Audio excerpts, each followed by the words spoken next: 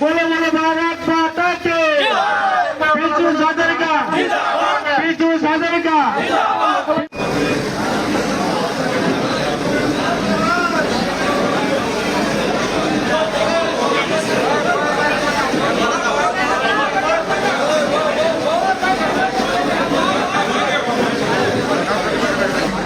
Number বিষয়ববীয়া ৰাজ্যৰ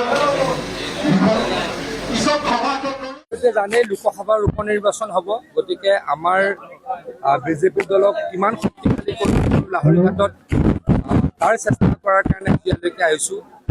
আমাৰ কাৰ্যকৰ্তাসকল উৎফুল্লিত হৈ আছে, দৃঢ় হৈ আছে। সকলোৱে আশা কৰিছে যে এইবাৰ আমি ভাল ফলাফল লাভ কৰিম আৰু ৰাইজৰ সমস্যাৰ বিষয়ে মই অৱগত। এটা কথাটো মই গৌৰৱৰে কওঁ যে যেতিয়া মই মন্ত্ৰী আছিলোঁ জলসম্পদ বিভাগৰ, লাহৰীঘাটত কোনোৱে নকৰা কাম আমিয়ে কৰিছোঁ।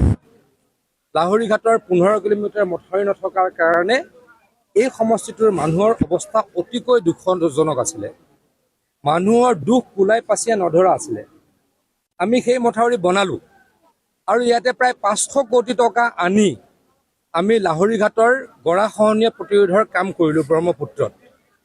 আমি এই লাহৰীঘাটৰ ঢিঙৰ মৈৰাবাৰীৰ গোটেই মথাউৰি পকীকৰণ কৰিলোঁ। কামটো নিশ্চয়কৈ কৰিছোঁ, কোনো শত্ৰুৱেও ক'ব নোৱাৰে যে আমি কাম কৰা নাই।